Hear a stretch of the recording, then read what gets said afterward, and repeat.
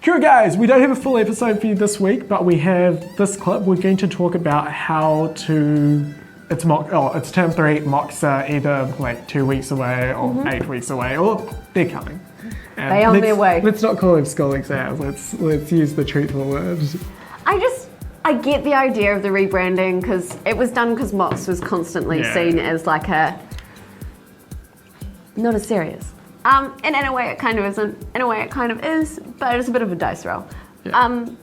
I don't know, what was your like strategy for mocks? So we won't talk about my strategy for mocks. We'll talk about my strategy for mocks if I was to do them again now. Oh, okay, cool. A hypothetical back in the day, it was not good.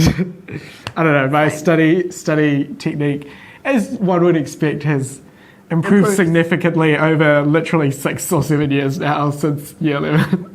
Very good. Man, that makes me feel old.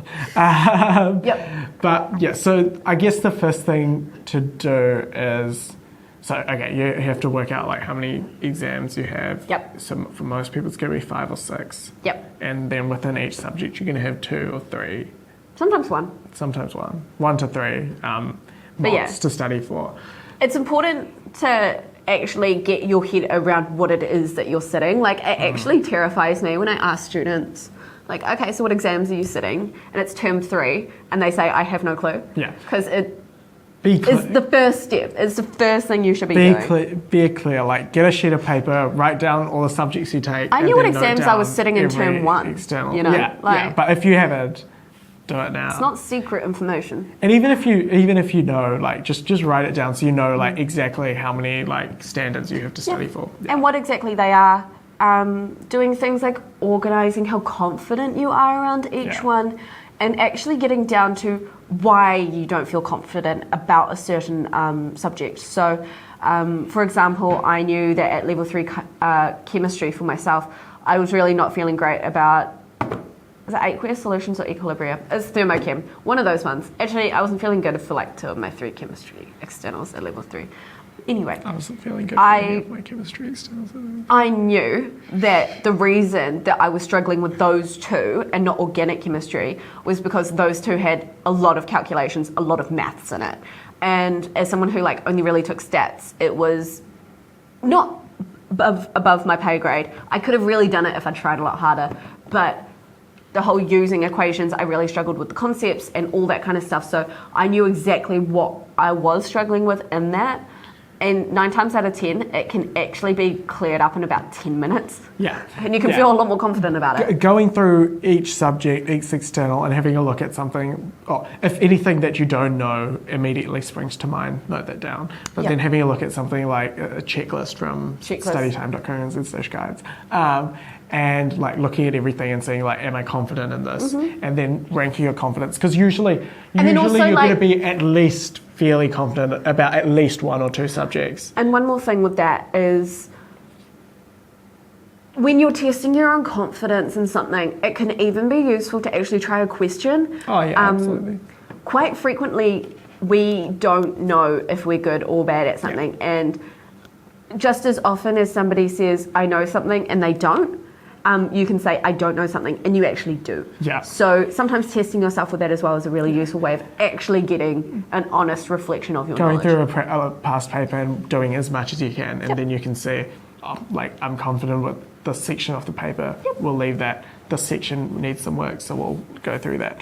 So then, so I'd identify, I guess, the gaps in your knowledge, and then like find a way on working through that, either by, depending on the subject, flashcards, summary sheets, and then just like studying those for a period of time, and then going back to the practice exam and see if you're able to do that unguided. And with that as well, I think it's also important that you are bearing in mind how mocks sit in relation to the rest of your year, particularly if you're doing it in term 3. If you're doing your mocks in term 4, my condolences, because that's really stupid. But and some schools do that. But when you're doing it in term 3, your mocks are not a reflection of the knowledge that you will have at the end of the year. They're a reflection of your knowledge at that point of time. You can do so much work and make so much progress in the time between derive, practice, mocks, whatever you want to call them. And your final exams. It is also important to bear in mind to actually try for your mocks, though, on the off chance that you do have to use them. Yeah. Like, at least aim to get like an achieved in every mark. Don't go into it too blasé. Yeah. But also, when you do look at your grades, be kind to yourself and think, Yeah. this is where I am, not where I will be. Yeah. Yeah.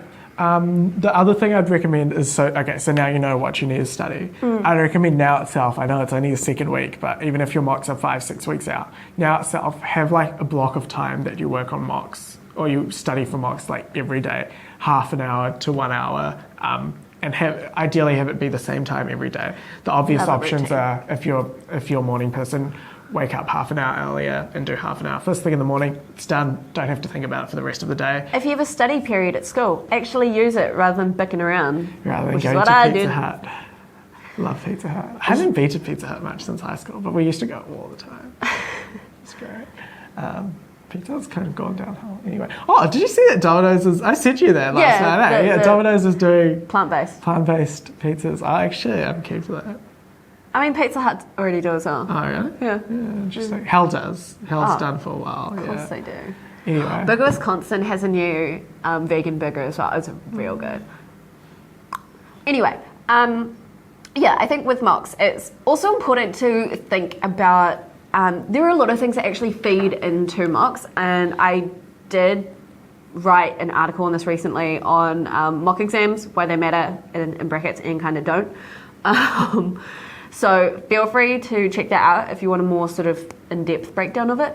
But there are things that feed into it, such as has your teacher finished teaching that standard that you're actually sitting a practice exam for?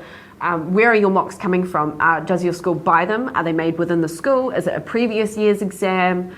If it's a previous year's exam, you should really that's a really good incentive to do past papers. Exactly.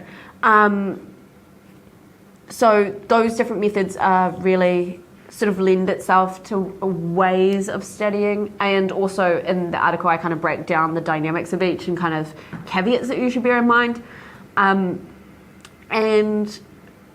think also just having clear communication with your teachers about when you'll be sitting your mocks, like what papers you're planning on sitting for it as well.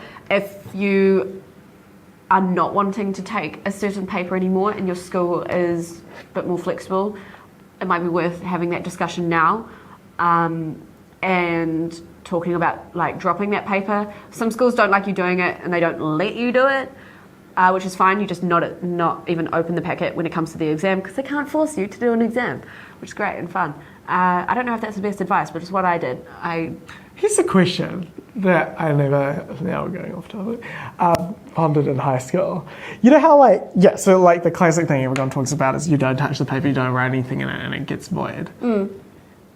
Getting it not achieved is actually not if you're willing to give a paper an attempt, there's nothing wrong with ending up with a not achieved. No. No one, people have this fear of having a not achieved on their because who cares? Right? It's not like it. No one cares. Not like it takes off credits. Yeah. It's not like no it punishment minuses for getting a credits. not It's achieved not like, or anything you like had that. 16, now you only have 54 because you stuff No, at this paper. my logic in doing this is if you, for whatever reason, there are multiple reasons, particularly things like mental health and stuff like that. If there is a reason why you have decided that for your exams you only want to take 2 papers rather than 3, then there is no person that can force you into doing that. Yeah. And if they won't pull you out of that exam like you ask, then you can just not sit it. Yeah, but that's fine. If write it off in your mind, because who cares? What are your teachers going to do? If you if you still have 1.5 hours left in an exam, and you're I want to give this a shot, you should just do it. Yeah, exactly. And in the exact same way that if you find that you finish your exams quicker and you've got one there that you weren't planning on tackling, why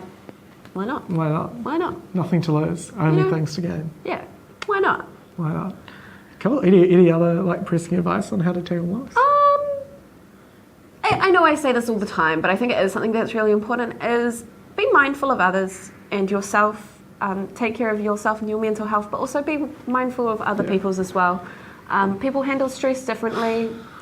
People have different expectations of themselves.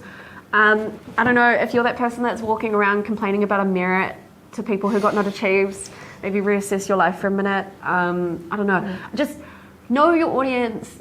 Be careful who you complain in front of. There's no reason why you can't complain, but there is a reason why you shouldn't complain to someone when you did better than them. And also, don't compare marks. Who cares? It's not a competition. Yeah. The expectations that somebody else has for themselves is not the same for you, and that's okay. Yeah. I guess my biggest thing would be like just start studying now, like half an hour, 1 hour a day. Like you'll achieve so much more doing. And it's not a competition. It's for yourself. It's You're doing for yourself. this for you. And it reduces your stress down the line. If you do half an hour now for the next 5 weeks, you're going to be way better off than trying to do like 4 hours of study the weekend before mocks. You know, it's so hard to revise when you haven't even revised in the So first just place. stop watching this video. Do some study now. And that's a good time for us to end. So. Hope you enjoyed the wee 10-minute or so Let us know snippet. what you think of this format. But we'll see you full length episode next week. Bye guys. See ya.